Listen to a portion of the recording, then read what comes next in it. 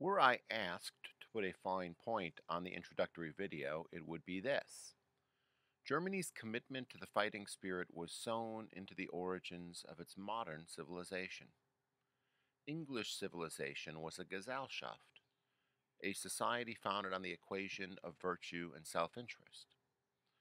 Germany's greatest thinkers resisted that equation and sided with the noble against self-interest and made this commitment to the fighting spirit, the spirit where the noble shows its opposition to self-interest, a permanent temptation in German civilization.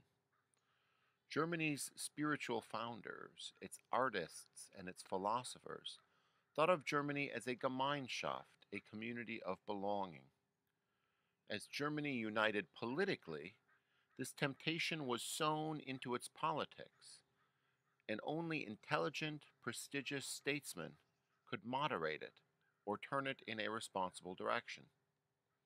This was a great accomplishment of Bismarck.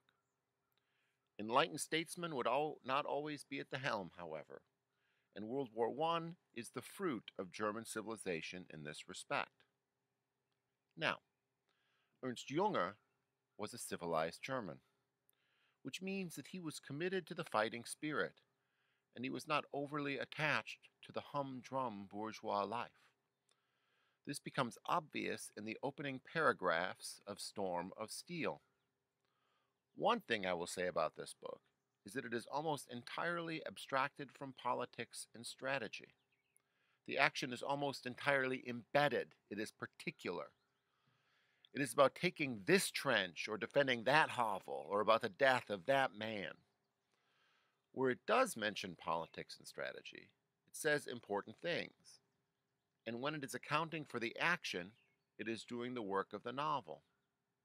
The work of the novel is to show that these men are courageous, that the fighting spirit is alive and well and noble. Germany may lose the war, but it won't thereby lose its soul. It will still be able to fight and to realize the fighting spirit. I say now in passing that it is somewhat understandable that Ernst Jünger helped pave the way for Nazism. In order to prove that, one would have to link the German fighting spirit to the nihilism of Nazism. I am not saying no Jünger, no Nazis. He was not a Nazi. I am saying that the spirit that Jünger represents is one that would eventually give rise to the Nazis' attack on civilization as such. But a more complete discussion of this matter is in order for another day. Today, let us focus on the novel. Why did Jünger fight? Again, remember that the novel only begins at the end of 1914, so we do not get an account of the outbreak of the war and how it affected the young Jünger.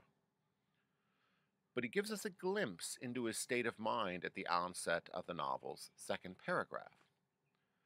This paragraph begins with the pronoun we, referring to the fighting men of Jünger's regiment. It reads, "We had come from lecture halls, school desks, and factory workbenches, and over the brief weeks of training we had bonded together into one large and enthusiastic group. Grown up in the age of security, we shared a yearning for danger, for the experience of extraordinary. We were enraptured by war. We had set out in a rain of flowers, in a drunken atmosphere of blood and roses. Surely the war had to supply us with what we wanted, the great, the overwhelming, the hallowed experience. We thought of it as manly, as action, a merry dueling party on flowered, blood-bedewed meadows. No finer death in all the world than anything to participate, not to have to stay home." Neither the life of learning, note Junger's dismissal of lecture halls and school desks, nor the life of factory workbenches, that is, nor the life of labor, were satisfying. There is not even a thought of a life of piety or a life dedicated to one's family. These men think there is no way to experience the extraordinary except through the contest of death. These men are, as Junger himself would later remind us, the sons and grandsons of atheists. These men spurned security. They embraced the life of action, the great, overwhelming, hallowed experience. They longed to face death in a manly way, if they were to face death, to test their character, to feel the thrill of the bullet whizzing by their head and surviving.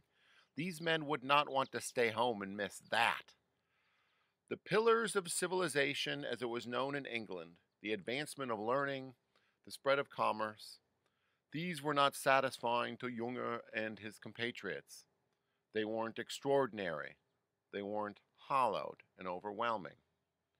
Better a glorious death than a bourgeois life. Yet this is precisely the question that the novel deals with. Is a glorious death and a glorious life possible? Is heroism possible in World War I hope to have shown already that the fate of Germany hangs on how Junger answers this question. If heroism is possible, the German way can survive. If not, then it dies. Junger's answer to this question is revealed in the novel itself, and I would say that it is a resounding yes.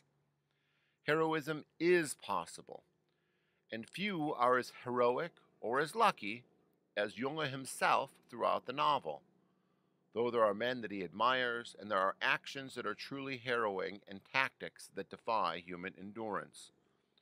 Junger himself was wounded a total of around 13 times, as he describes in the novel, including 2 wounds that appear to be genuinely life-threatening. Let us get into the novel a bit. Let me start with a few observations. The novel spans December 1914 to September 1918. I would not say there is much of a plot in the final analysis. There is not a bunch of character development. There is not a bunch of stories of Junger's relation with his fellows, though there are tales of courage and fewer of cowardice.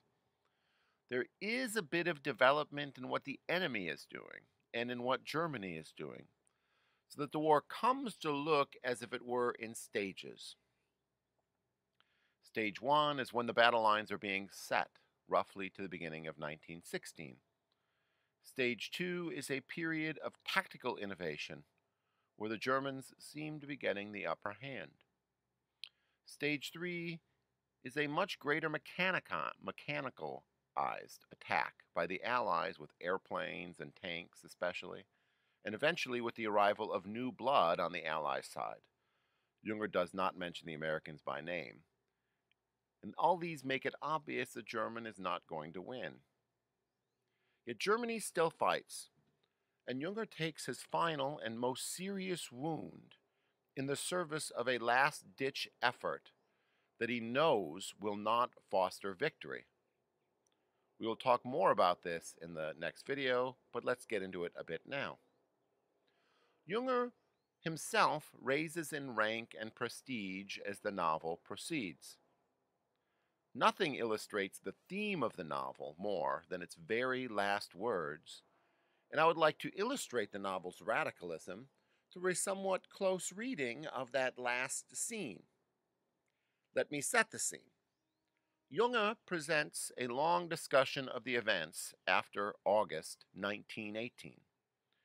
He and his comrades had, quote, an appreciation of the growing superiority the Allies enjoyed in terms of weaponry, end quote. Squadrons of bombers dropped bombs on their position, and propaganda. The Germans are briefed about, quote, a new breed of rapid, agile tanks, end quote. In light of this, Junger's company is ordered to participate in an assault on the enemy. Junger continues, quote, there wasn't much to say.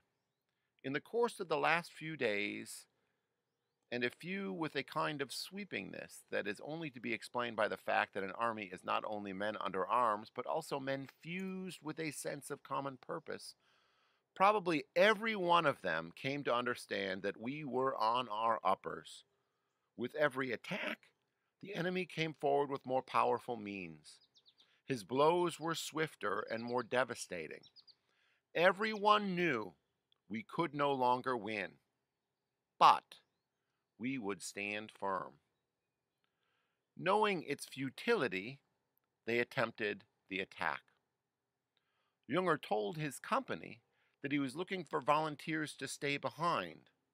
No one would volunteer. Everyone wanted to carry out the attack. This is a testament to the morale of the troops, Junger notes, and to the endurance of the fighting spirit in Germany. In any event, the attack is carried out. Junger drops his iron cross on the way, but searches for it, and it is pinned back on. The attack continues. Eventually, Junger is shot through the chest and feels himself dead for sure. As he thinks he lays dying, he has a sort of revelation.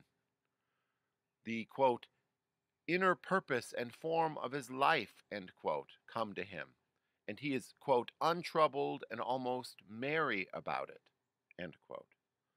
That purpose was to fight against the spirit of modernity, I think, to feel the close camaraderie with his fellows, to experience life to its fullest by standing on its edge. This last storm is not the novel's end. Junger keeps fighting despite his wound, and his life force, his élan vital, comes back again like a spark. They fight themselves out of the situation where they appeared to be surrounded by the British. There seemed to be only an alternative between captivity and a bullet, he reflects. Yet Junger rescues himself. The rescue itself is heroic and demonstrates how much his men love a fighting man. One man carries Junger off the battlefield and is shot down underneath him. Yet another tries it, and this second rescue is successful. Junger is taken to the hospital. On the last words of the novel, Junger receives a telegram from the general of his division, and he receives the Pour Mérite, the Order of Merit, the highest honor that a person can receive in Germany. Thus, the novel ends. While I cannot be sure, it seems to me that Junger means to evoke a comparison with Flaubert's Madame Bovary, which ends with the despicable bourgeois man, Mr. Homo, the apothecary, receiving the Legion of Honor. A despiser of honor in that novel wins the greatest honor, and this is a great indictment of the bourgeois order. There is nothing ironical about Junger's receipt of the Order of Merit. The man deserves it, and Germany is honored for honoring genuine heroism, not for the fake heroism of Homo. Flaubert almost seems to be on Junger's side and to make the same point, but the point only rhymes with Junger's point. Junger's point is this. Junger deserved the Order of Merit deeply because he sacrificed himself and thus found the alternative that Emma Bovary was, in a sense, looking for. So in this video, we have looked at the opening paragraph of Storm of Steel and its closing words. They add up to a critique of the bourgeois order in favor of the fighting spirit at the beginning, and an unironical endorsement of that fighting spirit at the end. We can see from this that Junger, in Storm of Steel, defends the idea that heroism survives World War I.